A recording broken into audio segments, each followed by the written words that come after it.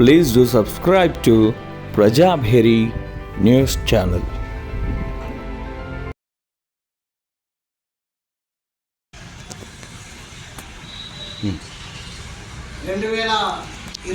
October 11-12 తేదీల్లో నిజామాబాద్ జిల్లా కేంద్రంలో తెలంగాణ బహుళజన బీడీ కార్మిక సంఘం BLTU రాష్ట్ర 2వ మహాసభను నిర్వహించడం జరుగుతున్నది.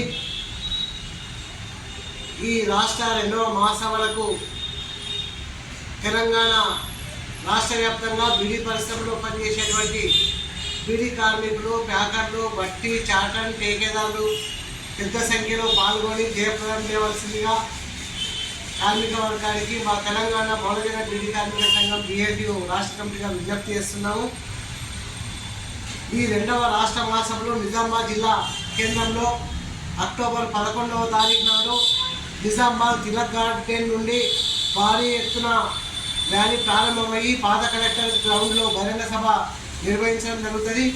ఈ బహిరంగ సభకు ముఖ్య అతిథిగా మంత్రి సీతక్క, నిజామాబాద్ జిల్లా ఇన్ఛార్జి, గ్రామీణ అభివృద్ధి మరియు శిశు సంక్షేమ శాఖ మంత్రి అయినటువంటి సీతక్క గారు ఈ బహిరంగ సభకు ముఖ్య అతిథిగా హాజరవుతున్నారు.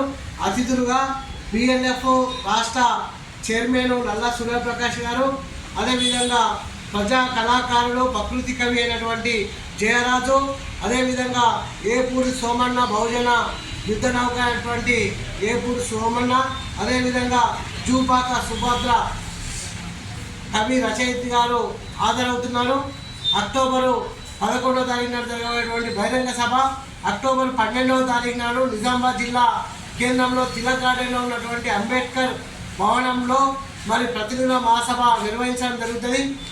తెలంగాణ బహుళజన బీడీ కార్మిక సంఘం ఆధ్వర్యంలో గత 3 సంవత్సరాలుగా చేసినటువంటి పోరాటాలని, భవిష్యత్తు ఉద్యమ కర్తవ్యాలను చర్చించుకొని ముఖ్యంగా ఇవాళ బీడీ కార్మికులు ఎదుర్కొంటున్నటువంటి ప్రధానమైనటువంటి సమస్య ఏదైతే ఉన్నదో, కాంగ్రెస్ ప్రభుత్వం అధికారంలోకి వచ్చేటప్పుడు ఎలాంటి షరతులు లేకుండా 4016 రూపాయల జీవనభృతి ఇస్తామని చెప్పిండ్రు. 2 సంవత్సరాలు గడిచినా ఈరోజు వరకు కూడా 2014 ఫిబ్రవరి 22వ తారీఖు కటాఫ్ డేట్ తొలగించలేదు. ఏ బీడీ వర్కర్ కూడా ఇవాళ 4016 రూపాయలు వస్తున్నటువంటి దాఖలు లేదు. అదేవిధంగా ఇవాళ EPF పెన్షన్ కేంద్ర ప్రభుత్వం 3000 రూపాయల పెన్షన్ చేసి గజెట్ నోటిఫికేషన్ ఇచ్చి ఈరోజు వరకు కూడా 3000 రూపాయల పెన్షన్ అమలు చేయడం లేదు. వాళ్ళ బీడీ పరిశ్రమని దెబ్బతీస్తున్నటువంటి ఆంక్షలను ఎత్తివేయాలా. ముఖ్యంగా GST 28% ఉన్నటువంటి GSTని 40% పెంచి ఈ బీడీ పరిశ్రమని మరింత నిర్వీర్యం చేసి కార్మికులకు ఉపాధి చేపట్టే చర్యలకు కూడుకుంటున్నది. ఈ 3-4 అంశాల మీద జరగబోయేటువంటి నిజామాబాద్ జిల్లా కేంద్రంలో జరగబోయేటువంటి ఈ 2 రోజుల మహాసభకు తెలంగాణ రాష్ట్ర వ్యాప్తంగా 12 జిల్లాల నుండి లక్షలాది వేలాది మంది కార్మికులు పెద్ద ఎత్తున పాల్గొని జయప్రదం చేయాలా. ఇప్పటికైనా ప్రభుత్వము, రాష్ట్ర ప్రభుత్వం కానీ కేంద్ర ప్రభుత్వం కానీ బీడీ కార్మికుల సమస్యని పరిష్కారం చేయాలా. లేకుంటే రానున్న రోజుల్లో ఈ ప్రభుత్వానికి గుణపాఠం చెప్తారు అనేది ఈ సందర్భంగా తెలియజేస్తూ ఈ మహాసభలని పెద్ద సంఖ్యలో పాల్గొని జయప్రదం చేయాలని కార్మిక వర్గానికి విజ్ఞప్తి చేస్తూ ముగిస్తున్నారు.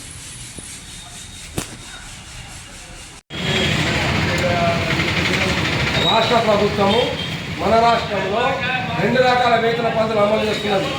పర్మనెంట్ ఉద్యోగులు రిటైర్మెంట్ కొద్దీ వాళ్ళ కాలంలో కొత్త వాళ్ళని తీసుకోకుండా, నిరుద్యోగం తీసుకోకుండా వాళ్ళు కాంట్రాక్ట్ అవుట్సోర్సింగ్ కార్మికుల సిస్టాన్ని అమలు చేస్తున్నారు. దానివల్ల కార్మికులకు పెన్షన్ల తేడాలు వస్తాయి, వేతనాల తేడాలు వస్తాయి. వాళ్ళందరినీ పర్మనెంట్ చేయాలని, సమాన పనికి సమాన వేతనం ఇవ్వాలని సుప్రీంకోర్టు తీర్పిచ్చింది. దాన్ని అమలు చేయడం లేదు. అదేవిధంగా కనీస వేతనము 20,000 రూపాయలు ప్రతి నెల ఇవ్వాలని చెప్పేసి మన సుప్రీంకోర్టు తీర్పునిచ్చింది. దానికి కూడా మన కేంద్ర సర్కారు కానీ రాష్ట్ర సర్కారు కానీ గౌరవించి అమలు చేయడం లేదు. ఇలాంటి సమస్యల కోసము వచ్చే నెల సెప్టెంబర్ 7వ తారీఖు నాడు హైదరాబాద్లోని సుందర విజ్ఞాన కేంద్రంలో సదస్సు నిర్వహించడం జరుగుతుంది. ఈ సదస్సును విజయవంతం చేయాల్సిందిగా కాంట్రాక్టు మరియు అవుట్సోర్సింగ్ కార్మికులకు విజ్ఞప్తి చేస్తున్నారు.